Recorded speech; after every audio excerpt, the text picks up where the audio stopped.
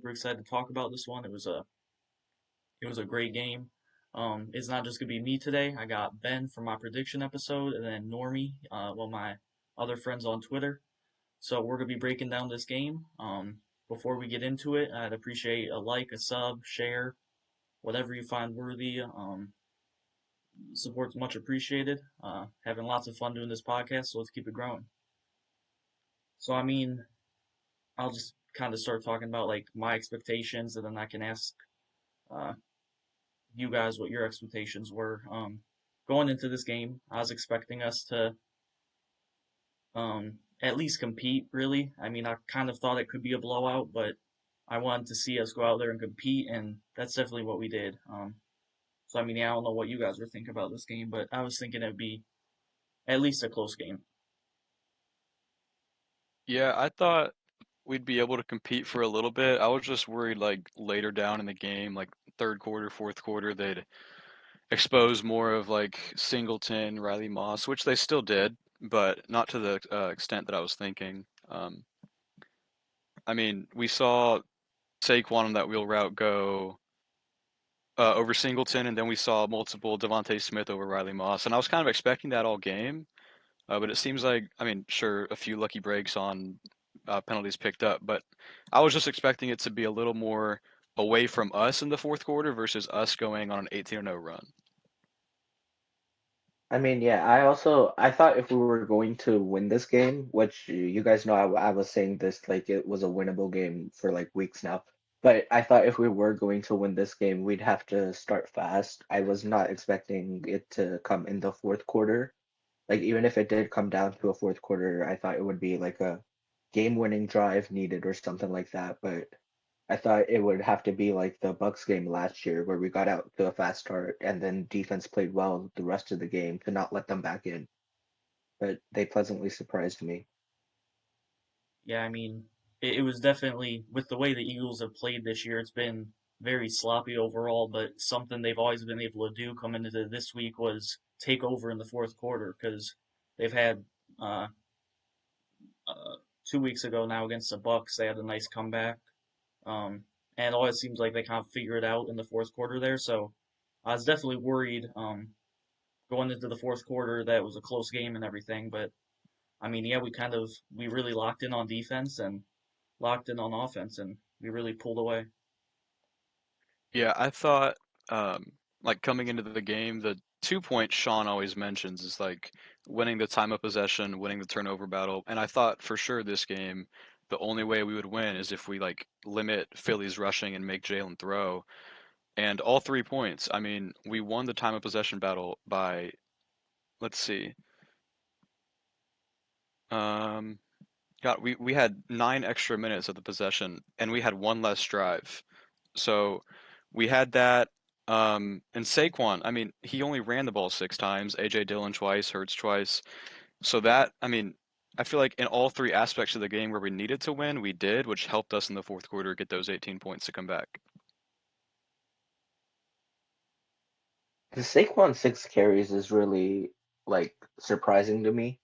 I don't know why they didn't try to run it more, especially with the lead, but I think our defense was also just playing so well that they had to throw.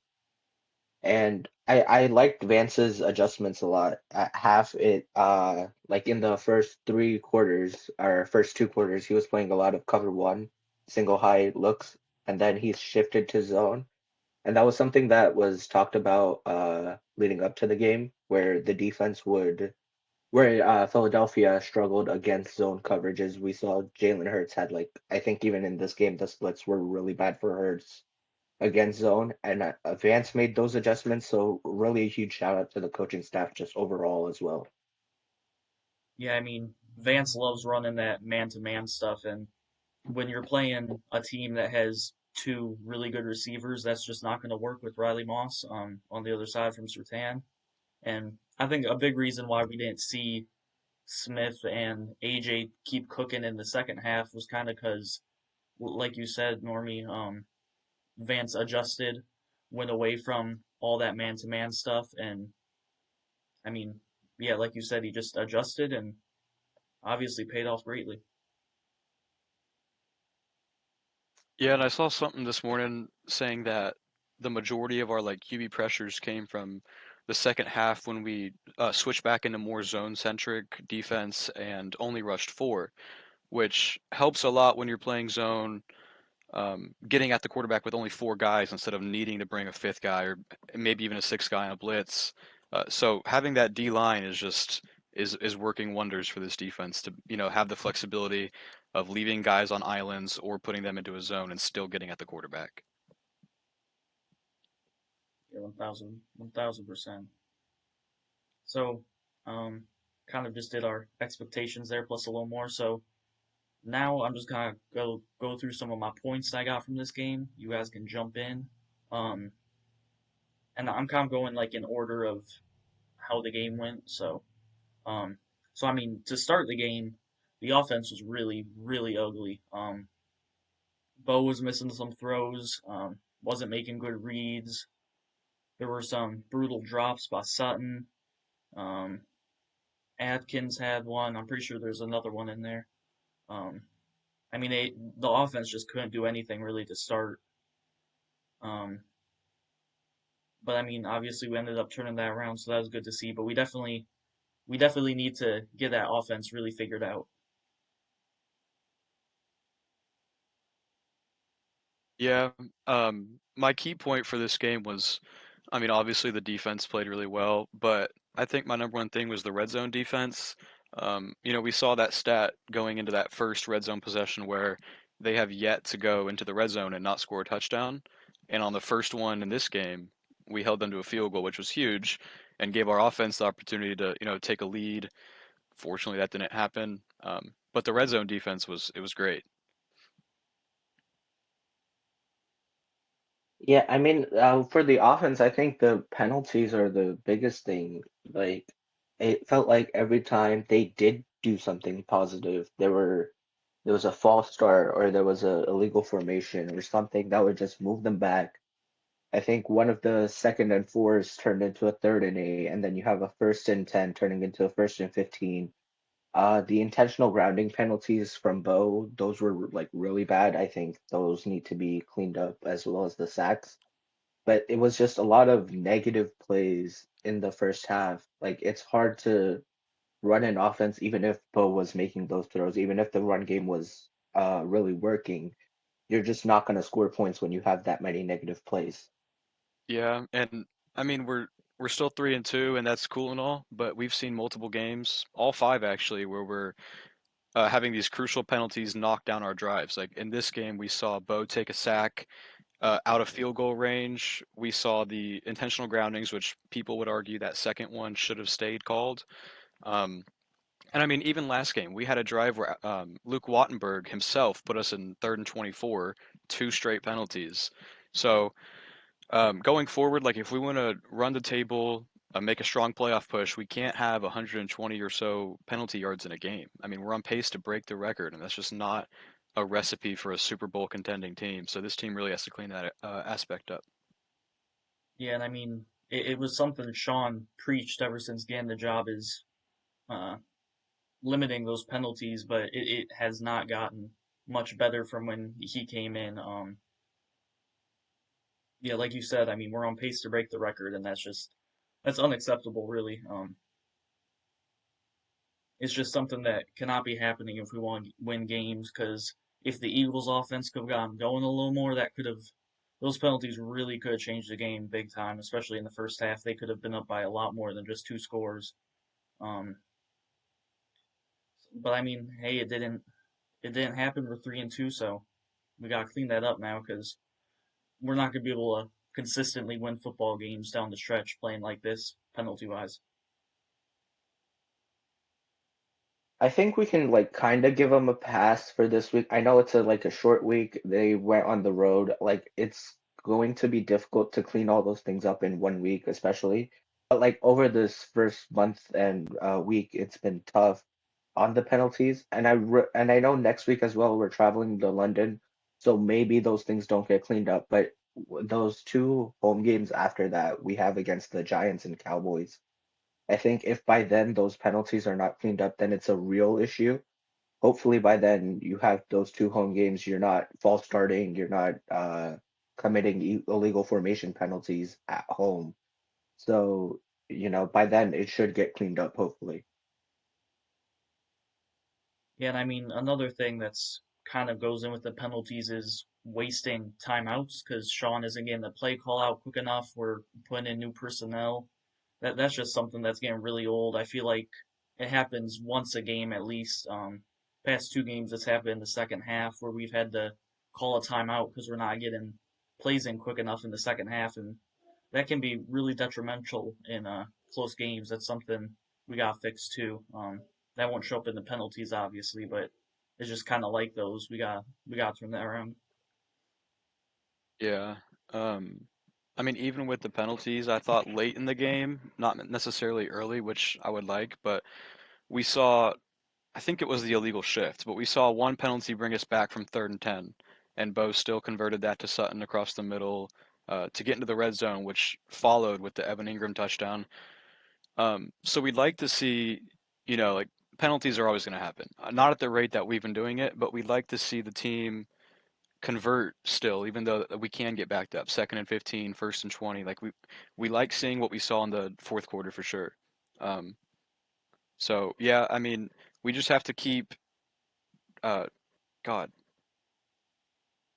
we can't allow penalties to ruin drives. Sorry, that's what I was trying to say. And in this game, the first half, maybe we did, but overall, if you look at it from a bigger picture, we had less drives than Philadelphia and a bunch more penalties and still killed the time of possession. So yeah, like going forward, we'd like to see that with a lower penalty number because then we can, continue to have 6, 7 minute drives. Did you do Yeah, that I on mean, purpose? Yes. Okay. um, yeah, something definitely that Sean loves to do, like you said, Ben. Is he loves the time of possession, and that's huge to help us win the game is to have the ball longer, and having a run game helps that so much. JK and RJ and just Sean, the blocking, everybody's doing a great job of getting that run game going, and it's obviously paying off greatly for us so far. So something else I noticed from this game is our defense was great all game long. That we had the exceptions with Moss and Singleton, kind of per usual, sadly. They just game cooked nonstop, really. But yeah, the defense just looked good all game long. Nick Bonito keeps looking like a great player out there. 2.5 sacks today. Pat had an okay game, not up to his standards, but still a solid game from him. I mean, yeah, it was just a great all around defensive effort. And then, like you said earlier, Ben, the red zone defense was great because Philadelphia coming into this game, they hadn't not scored in the red zone yet and had not scored a touchdown. So I mean that was just huge to hold them to three, um, and also to force them to punt kind of more often than not.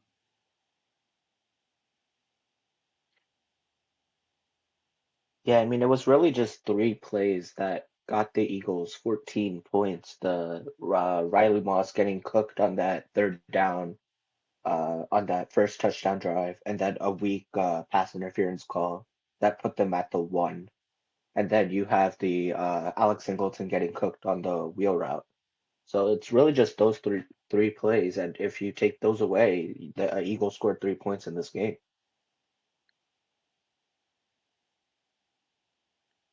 Yeah, I mean, and Yeah. Sorry, you got it.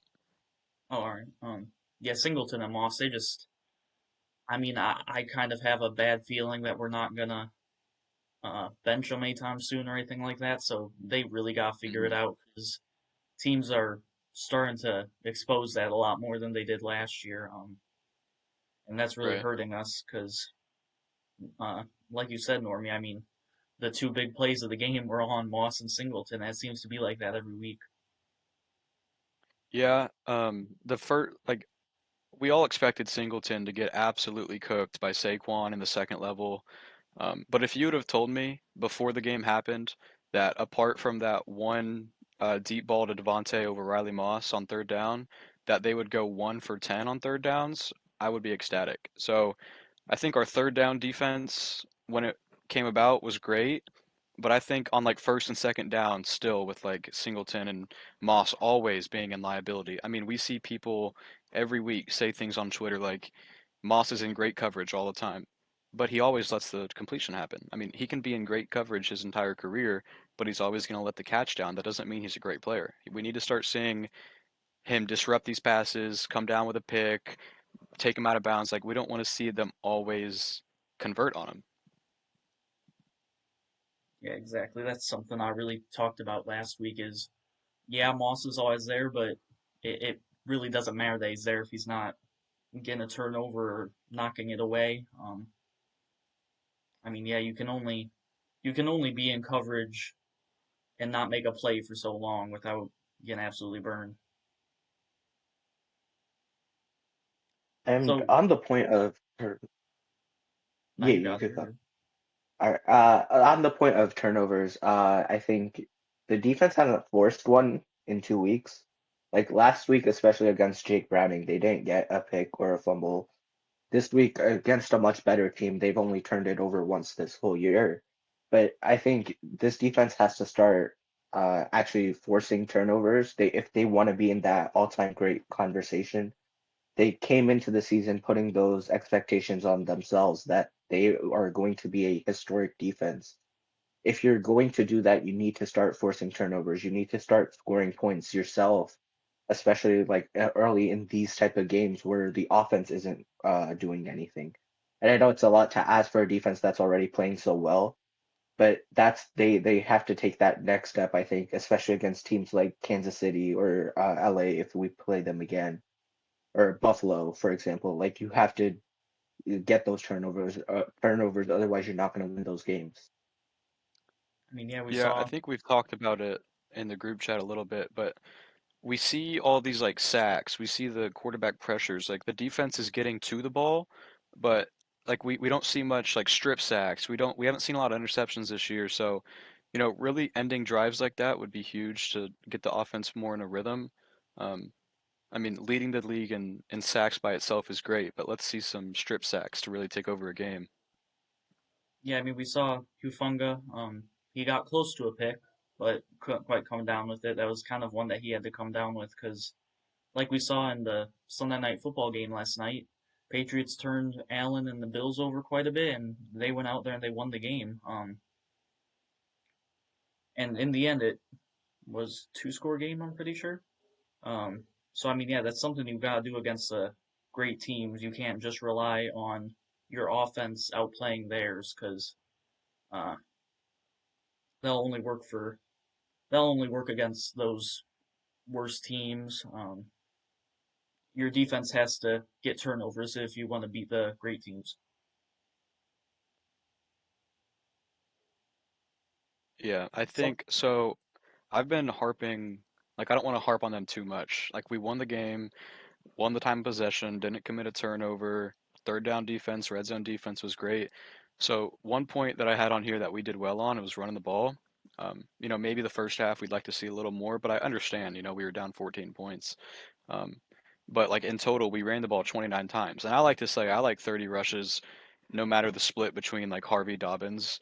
And, even though Harvey, I think, only had 4 carries, we still ran it 30 times, averaged 5 yards a carry, which was great. So that's what I kind of still want to see moving forward, especially like next week. We have a great chance against New York. Um, we really need to establish that run game early because then I feel like it gives Bo and the rest of the offense more chances to, throw intermediate passes or even the occasional deep shot. So that's something I was really, like, like excited for about this game, and it kind of worked. We had 5 yards carry pretty much. yeah, I mean the run game continues to impress really. Like you said, I want to see 30 carries a game. I don't see why we shouldn't be doing that. I would like to see a little bit more RJ. He only had 4 carries, but we ended up winning the game against an undefeated team, so I'm not going to complain that much about that. Um, Something else I noticed from this offense is Cortland Sutton has been looking amazing ever since the Colts game. Since the Colts game, where he had one reception for only 6 yards, he's gone out there and had 118 yards at touchdown against the Chargers, Then he had 81 yards at a touchdown against the Bengals, and now he had 99 yards on 8 receptions.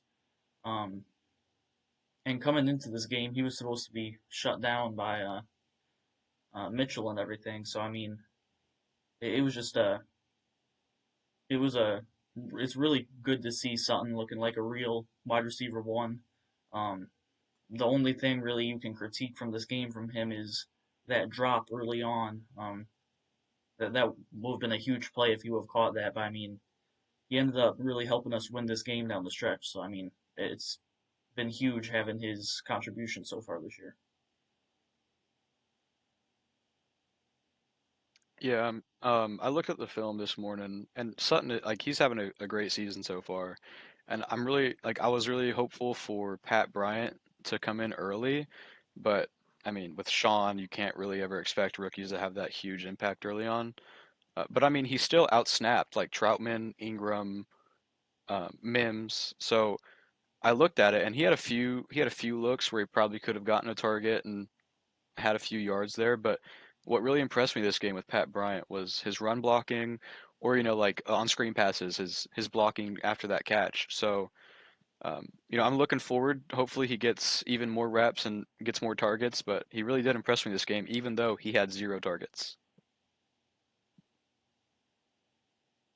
Speaking of another rookie, I know we talked about Harvey and Dobbins is doing great, but I want to see Harvey get more touches on like screen passes or something like that. Just get him the ball in space. I know he's not going to get that many carries with Dobbins doing this well, but I think he's just too good of a playmaker for him to only get I think 4 touches this game. Like he needs to be more involved in the offense, as well as Pat Bryant, like Ben said. But both of those rookies need to start getting more involved. Yeah, so I mean, Harvey had 4 carries, 3 receptions. Yeah, it was an okay game from him, but like you said, Normie, getting Harvey on screens and setting up plays that Sean's good at setting up, it's just going to be huge because Harvey's speed and agility in open space is exceptional from what we've seen so far, and that's something we definitely need to see more of. And to talk about Pat Bryant, his blocking, he does not look like a rookie out there when he's blocking. Sean obviously loved him. He drafted him. He has a pretty good track record with receivers. And I mean, it might not show up this year, but I do think he has a lot of upside with his receiving game. But I think his role really this year, even though it won't be all that flashy, is definitely going to be lots of screen plays and lots of blocking and just kind of getting involved, even if he doesn't have the ball in his hands. But I mean, in Sean's system, that's something you really need because he can be a very, very good player for us. For sure. I don't know. I haven't seen it much on Twitter, but I feel like people haven't talked enough about the fact that Sean went for 2 after that second touchdown. I loved the idea of going for 2. I mentioned it before the drive started that if we scored, we probably should think about it. And going for 2 put us up 1. Then we get the extra field goal, making Philly have to score a touchdown. And we've seen like in previous weeks, LA, Indianapolis, where either a game-losing field goal either beats us, puts us at a tie. Like going for 2 there required them to score that touchdown, which they didn't, which was great. So I think people like should understand that like this game is one where coaching decided it. Um, Penalties suck. He has to clean that up. But Sean really dropped his balls when he called that 2-point play because if that didn't work, that was not going to be a pretty fourth quarter after that. So. Yeah, that was a huge momentum turner. That was just a huge play in the game. Like you said, to have that end up being the reason why we ended up going up by just enough so they had to score a touchdown on the final drive was huge because they ended up being in the field goal range. Um, so I mean, if we failed on that and hit 3 later down the line, we still could have lost on game winning field goal. Yeah, Yeah, as much as the Eagles coaching staff has been criticized this year, one of the things they've been really good at are these situational football instances, and they've been really good at the end of games, at the end of halves. And Sean thoroughly outcoached them in this game, especially. And that decision to go for two is a big reason why we won that game, why we outcoached them. Yeah, I mean, the Eagles, they're obviously a championship team, and it's kind of like the Chiefs last year. Lots of their games were really ugly while they were undefeated, but they still found ways to win, and that's just kind of what championship experienced teams do. And Sean definitely showed that he's won a Super Bowl in the past, and he's instilled that culture into the team. And I mean, it was just a huge win to come up really clutch in the fourth quarter, because really this year that's been the Eagles' bread and butter. Like I said earlier, is close games going into the fourth quarter, and they just take over.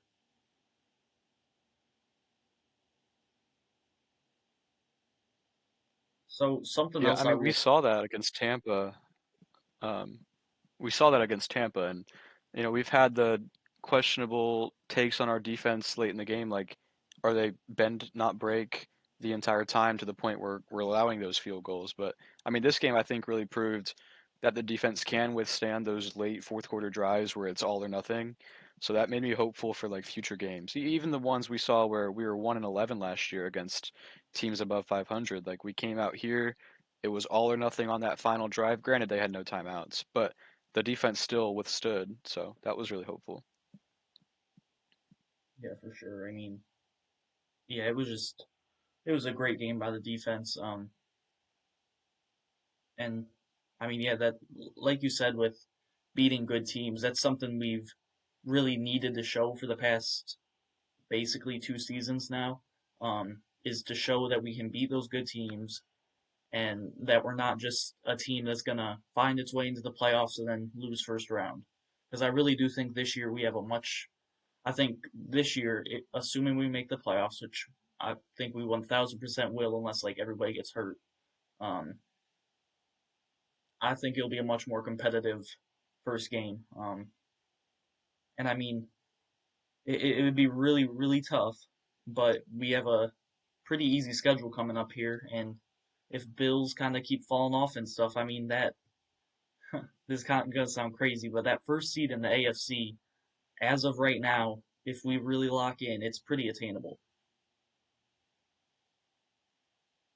Yeah, for sure. That's the first thing I said after Buffalo lost last night. I mean, technically we're only one game behind, but like I'm pretty sure Indy and LA still has that tiebreaker over us.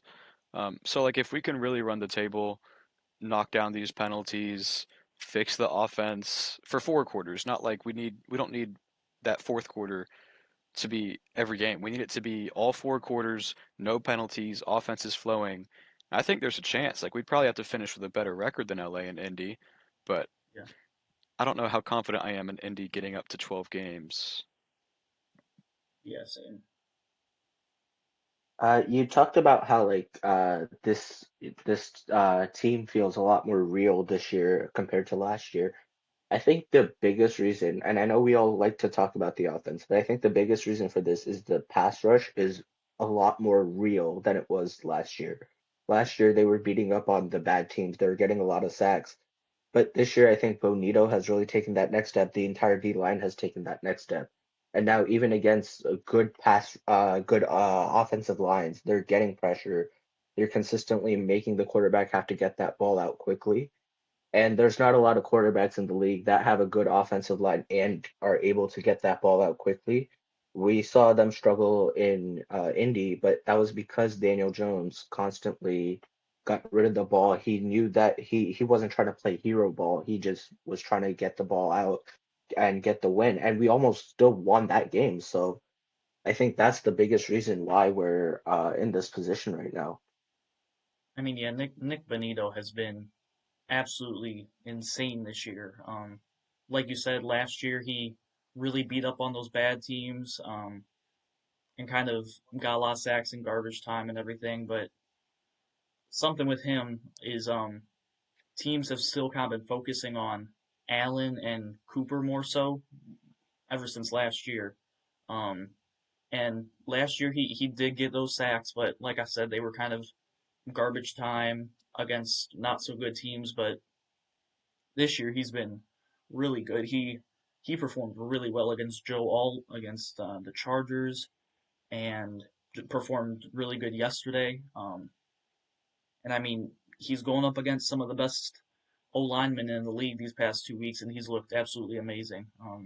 They're, in my opinion, right now he's the defensive player of the year favorite by far, probably. 100%. His Yeah. impact has just been absolutely crazy. Oh, 100%. I agree. I think another thing that's like really benefiting this offense early on is the run game. I just pulled it up, and in the first 5 weeks last year, Javante had 190 yards. Um, and JK, even while he's, I wouldn't say 1A, 1B, because he's kind of taken over that one role. I mean, Harvey's taking 4 carries a game, it seems like, but he has 402 yards already. And let's see, I'm pretty sure he's already eclipsed the touchdown number from Javante last year. Yeah, Javante had 4 last year, and Dobbins is already at 4. So the run game, like being so crucial, it's really working this year. We see he's top 5 in yards already. Um, so I think adding that to a team that needed it is like really just going to help Bo miles more than we thought. Yeah, and I mean, just to touch on the whole 1A, 1B thing, it's definitely much more Dobbins than I thought it would be, but I'm not complaining about it because he's been amazing. But you said 149 yards through 4 weeks for Javante last year? Yeah, Javante had 190 through 4, or no, five Oh, weeks last year 190 versus through 5. Dobbins 400 and something. Okay, yeah, so I mean, RJ, he has 150. So, I mean, 40 yards off for the RB2, that's Yeah. not bad whatsoever. That just really goes to show how great really our two running backs are. And the O-line. I mean, Bowles, God, he's getting older, but like I feel like with age he's getting even better. We saw against Yeah. Hendrickson, we saw this week. Like I feel like I kind of expected him to not necessarily fall off a cliff, but he is getting older. He just got that other contract, but I didn't expect him to come out and look like he can contend for this Protector of the Year award, but God, he is blowing all of our expectations, I would say. I mean, yeah, 100%. Going into last year, there was lots of talks about kind of just letting him walk. Lots of penalties. This kind of a average O lineman that has lots of penalties, and that's not good enough. But these past 2 seasons have just been nothing short of absolutely amazing from him. He's been so good.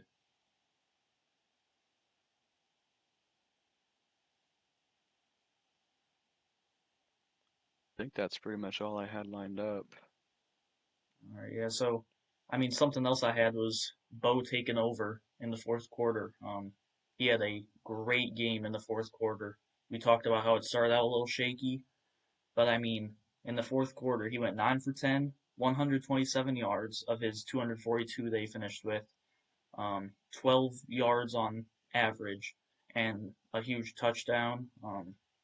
It was just really encouraging to see Bo. He was having a rough game, but when we needed him most against a really good playoff team, he put the team on his back, kind of the offense at least, and he led us to that W, and that's something I've really wanted to see for a long time now. Is him kind of take over and beat a really good team. Yeah, I mean that's true. Every single drive that we had in the fourth quarter led to the touchdown, the touchdown with a 2-point conversion and the field goal. But I think what was really big was every single drive was at minimum 3.5 minutes. We got like that last drive when there was exactly 5 minutes left, after Philly just punted. I thought we needed to like drain the clock as much as we could, and we got it from with a field goal, 5 minutes all the way down to a minute and 11 seconds left, and we made them have to score a touchdown with that field goal. So really big kudos to this offense in the fourth quarter, extending drives, even with penalties. We extended drives and scored points every single time. That play on 3rd and 15 to Cortland Sutton, right before the Ingram touchdown was, I think, maybe the play of the game. Uh, to get that 34 yards out of that play, especially after the penalty, and basically that was for the game. I think if they don't convert there, I don't think they win that game, honestly. So it's a big deal that Bo made that throw in that moment. And that was something we didn't know he could do until now, really. Like the only other throw he has of that caliber was last year against Kansas City, but that did not lead to a win. Yeah, I was getting ready to mention that until you brought it up. Yeah, that was really that was probably arguably his biggest throw of his career. It was just he stayed poised in the pocket. He didn't get those happy feet. He set his foot and he fired it in their court and he made a great play.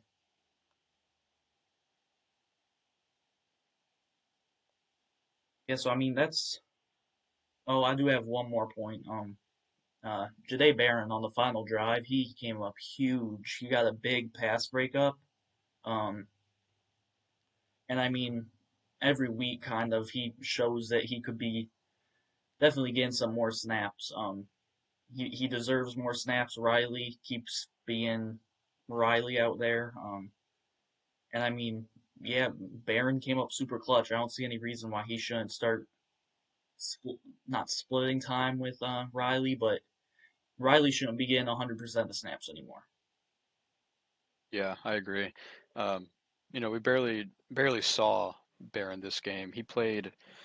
I know it was 16% of the total snaps. I don't know what number that came out to be. Probably around like 12, Yeah, 11 or so. But I mean, like even in the limited snaps we saw the big PBU, which is huge and like inspires us to think like what would our defense be if say Riley was replaced with Chris Abrams-Drain or maybe replaced with Barron. Like personally, I'd like to see Moss kind of take a step back and maybe hit 80% of the snaps, and we see Cad outside and then Barron on the inside.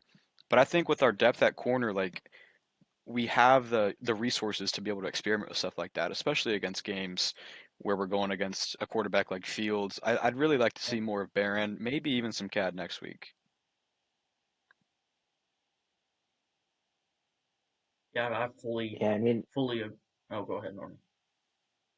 yeah, I was just gonna say if Riley is going to, there's no reason with our cornerback depth to let Riley constantly get fried by the opposing receivers. And I saw this argument on Twitter that uh, they played Higgins and Smith these last 2 weeks, and those are the better wide receiver twos in the league. But I think if it can't hurt to possibly put Barron or Cad out there, even if they suck, then you can just go back to Riley, and now cornerback two is maybe a need in your next offseason. But if you spend a first round pick on a corner, you have to at least give him a shot. Yeah, I mean it's um looking at Barron's snaps. He ended up getting 10 snaps. I'm assuming that he got all of them on the final drive there because we went very secondary heavy. That's when Devon Key and JL Skinner got 4 snaps. So I'm assuming 4 of Barron's 10 snaps were at the end of the game there. So assuming that's right, he only had 6 real big time snaps. Not that the last ones weren't, but you kind of know what I'm talking about. Yeah, like you guys said, I mean, Riley, it could not hurt whatsoever to move him down from 100% of the snaps to like 80. And if the other guys get cooked, okay, then we know Riley's the best we got and we can go back to playing him 100% of the time. But I mean, I think there's definitely room for improvement in our cornerback too. Um, the only problem to me with finding Barron more snaps is um, assuming we try to get Cad in there to kind of take a little bit of Riley's snaps. McMillan has looked amazing. So I mean, it's hard to take snaps away from him for Barron, but um, yeah, I mean, we definitely got a decision kind of to make at cornerback.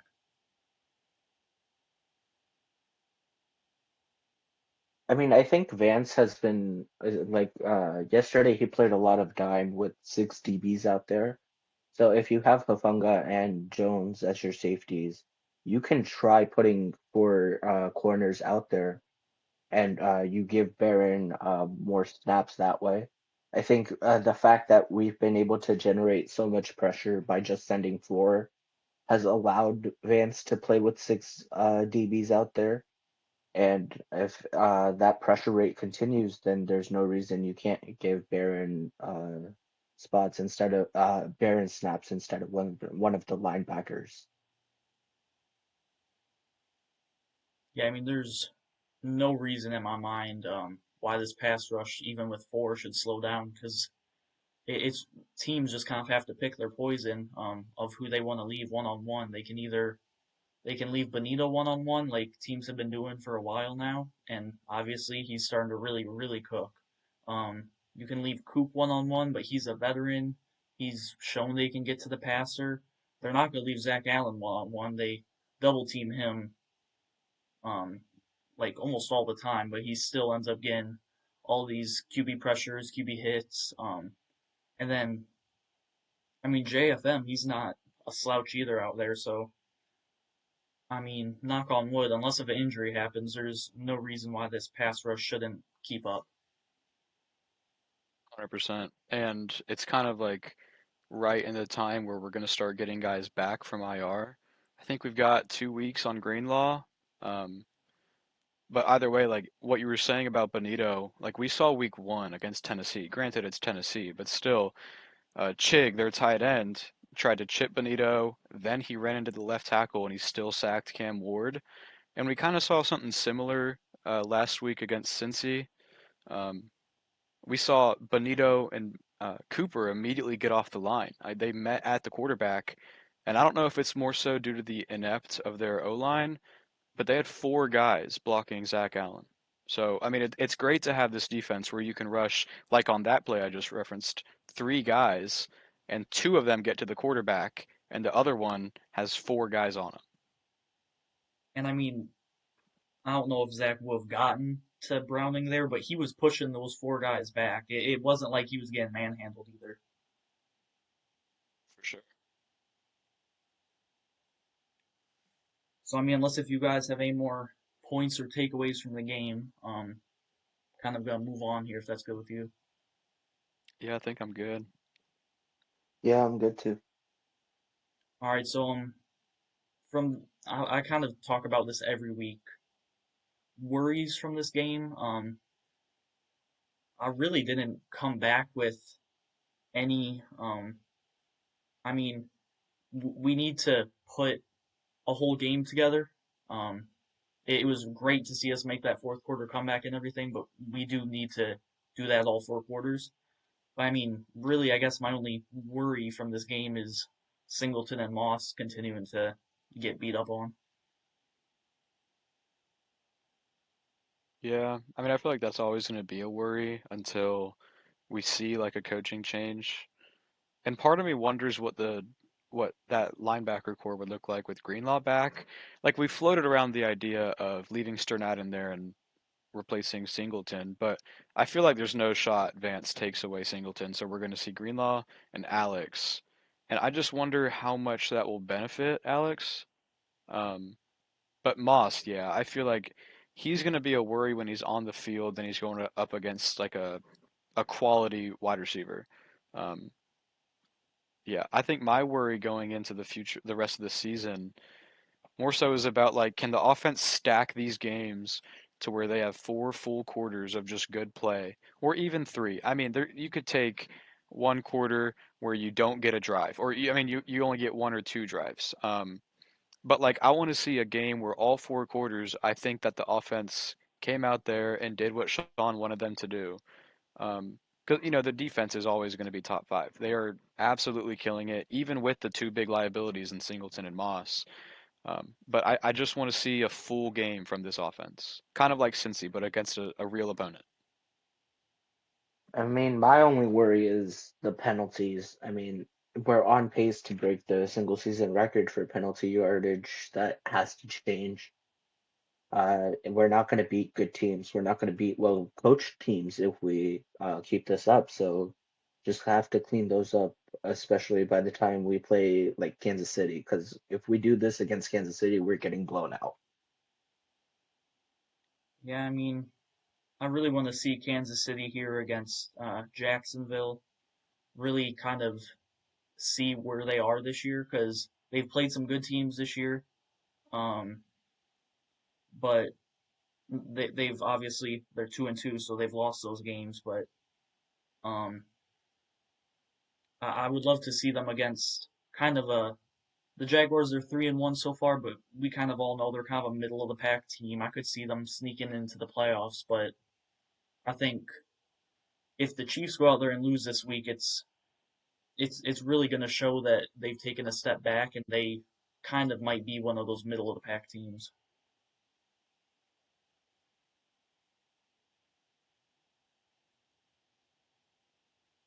So really, I mean, my expectations for this season, they really haven't changed all that much. I don't know about you guys, but I'm still kind of around that 12-5 record, 11-6, just somewhere in there, really.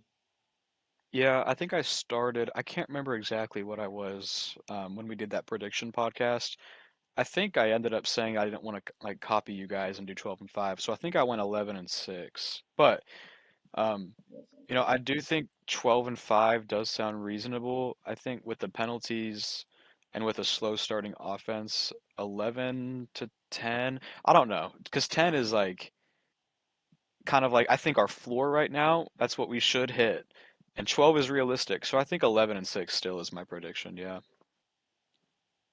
I'm gonna be a bit more optimistic and say we're going 13-4. I genuinely don't think there are many more games on our schedule that we should lose. I think Washington comes to mind, Green Bay comes to mind, Kansas City comes to mind. I don't think we'll lose to. I don't think we're such a good home team that I don't think we'll lose a lot of those games. Honestly, like the way we've been playing at home, the way how difficult it is for opposing teams to come into Mile High and win. I can't see us losing to like Green Bay or Kansas City at home. And I think like it's you look at Houston as a possible game, Washington, and maybe Kansas City in Christmas. I think you win one of those games. I think 13-4 is very much on the table. Yeah, another Yeah. game, in my opinion, that could be a closer one is the Cowboys one. That's one where our offense is really going to have to, um, like you said, Ben, play all four quarters because so far the Cowboys offense has kind of been unstoppable. Javante, he's looked really good. Dak's looking really good.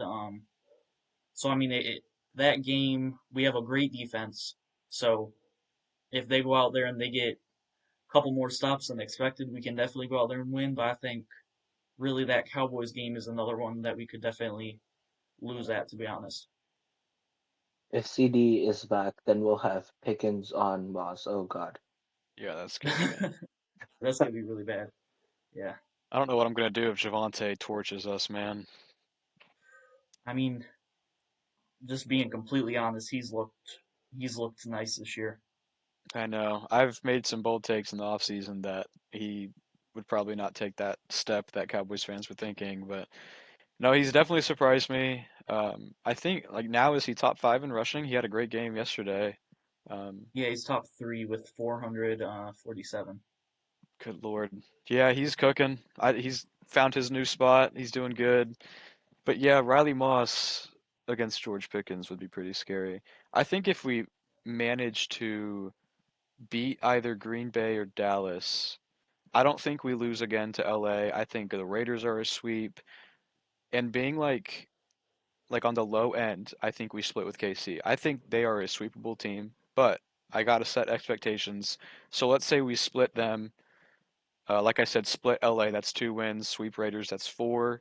Beat both New York teams, that's 6. We're already at 9-8. And then with the rest of the season, I think there's definitely 4 games we can win.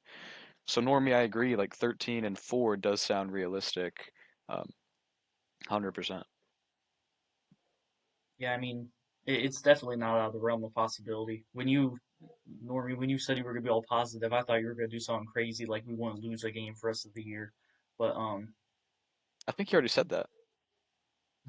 I yeah, said he we're might not have losing honestly. until November. Oh, okay. Yeah. I mean, it's definitely a possibility. We have a good team. We just gotta. They've shown all these different flashes in every aspect of the game, but they haven't put it together yet. So I'm excited to see what can happen when we do put it together. Um, and yeah, I mean, 13-4 is definitely not out of the realm of possibility. So unless if you guys have any more thoughts on that game or anything about that, I'm good to talk about next week's game if you are. Yeah, I was kind of going to mention here in a second um, about these like international games. I can't we've seen Vikings and Browns, which was a close one. We saw Vikings and Steelers, and then Chiefs and Chargers. Um, and the Vikings Browns game was closer than we all thought. The Vikings Steelers game, I mean, I expected it to be close, but that game was it's also they've all been close games. So which it makes me worried about Sunday, which we shouldn't be. We're playing Justin Fields and the Jets. Our offense found its rhythm in the fourth quarter. We just beat Philly. We have a great chance to get the run game going. I don't think this game should be close, but we've seen all these primetime London international games be close. So I'm really hoping this offense can get it going and establish a big lead early.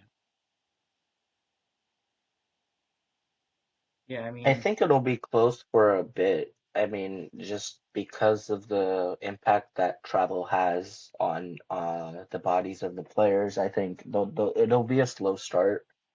I'm fully expecting that, but I think once they get into a rhythm after halftime, I think it won't really be that close by the end of it. yeah, I mean, it. There's lots of factors that go into this game that could make it be a close game.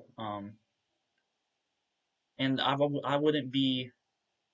I would definitely be disappointed if it was a close game, but I wouldn't be super upset about it. Like you said, Ben, all the games so far have kind of been pretty close. So I mean, it's a possibility, sadly, but obviously, if this game was like at home or something, we should blow them out of the water. But um, it could definitely be closer than what people thought. So I mean, if you guys want to give score predictions, you can go right ahead. I haven't watched much of the Jets this year, mainly because I don't want to watch a Justin Fields led offense. Um, but yeah, I mean, I think it will be closer than it should be. So I'll probably say like 31 to, let's say like 24, maybe 20, around that range. I think this offense does try to eclipse 30 though. I'll go 31-14. I think Jets will get a couple of touchdowns early. One probably just Brees Hall cooking Alex Singleton again, Yeah. and and they'll probably get like another one maybe with like Fields rushing or something like that. But I think it'll be like maybe tied at halftime, and then we just run away with it, pitch a second half shutout, and get out of there at 4-2. Yeah, I mean, I think both of you went 31, so I'll kind of be a little different. I'll go 34 for us, and I'll say they will score 17. So 34 to 17. Like you said, Normie, it could definitely be a closer game. Um, probably until the fourth quarter. Hopefully we do pull away. It would be fun to kind of see some backups maybe. And I mean the Jets, they haven't been a good team for a while now, but something they've been able to lean on is their defense being okay. And their defense this year has been brutal. They've given up 31 points per game. Um, they've given up 207 in the air, so that's about average. But then we should dominate in the rushing game. I see no reason why Harvey and JK shouldn't get almost 40 carries combined because they're giving up 140 rushing yards per game. Um, and I think that's something, if we go out and attack, it can be a blowout early. Yeah, I can see that. Like hopefully the like travel and everything and it being like the only game on at 8:30 Central doesn't affect them too much, but like the Jets are also 0-5. And there was a stat I don't remember the record, but they have one win when their team allows more than 20 points. They haven't gotten a takeaway all season. Like it's building up to be a game where Denver should come in and just dominate. And then third and fourth quarter, they get 25 carries alone. So hopefully this game goes as we all expect it to. I'd be I don't know how worried I'd be if it's close, just because, yeah, it is international, it is prime time, so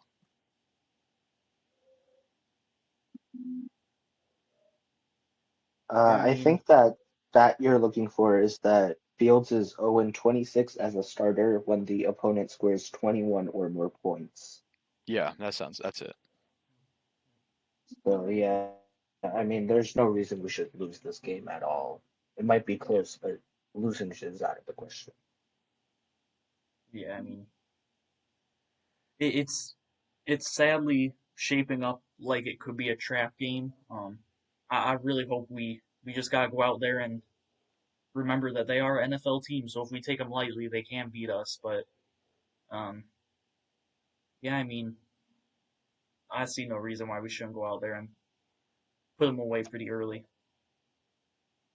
I mean, they'll be desperate. They're 0-5. They're obviously going to be desperate for a win, but I think we're too well coached to just overlook them or just take them lightly in a way that it's a loss. I think it could end up being close like the Browns game was last year, but there's no reason at all it should be a loss. Yeah, I mean, JTV mentioned it could be a trap game, which, I mean, you saying that while we're about to play the Jets, um, I mean, that just gives me flashbacks of the first half-ish when we played them in, I think it was 2020, when Sam Darnold just took over, had a big rushing touchdown, led the team in rushing and passing with like 200 something. But I mean, it could be one of those games. Like I'm looking at the box score now where we were down 10-7 for the majority of the first half, but then pulled away. Fourth quarter, we scored 10 points. Third quarter, we scored 14. So, I mean, it just could be a game where, like we saw in this one, the offense just gets off to a slow start. And yeah, they're traveling. So we could very much see like a slow first half. And again, like this week, a big second half.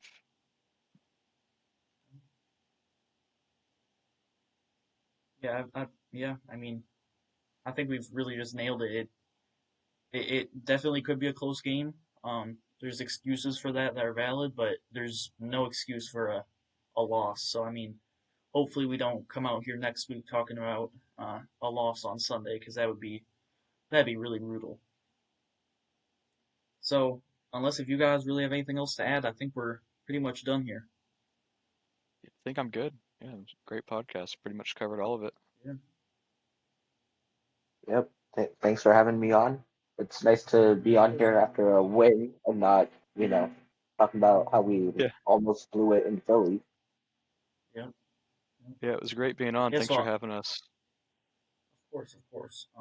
I'll have Ben and Normie's Twitter links in the description. They're great follows on Twitter. And Uh, I'll have a podcast next week after the Jets game. So yeah, I'll see everybody later. Hope you all have a great day.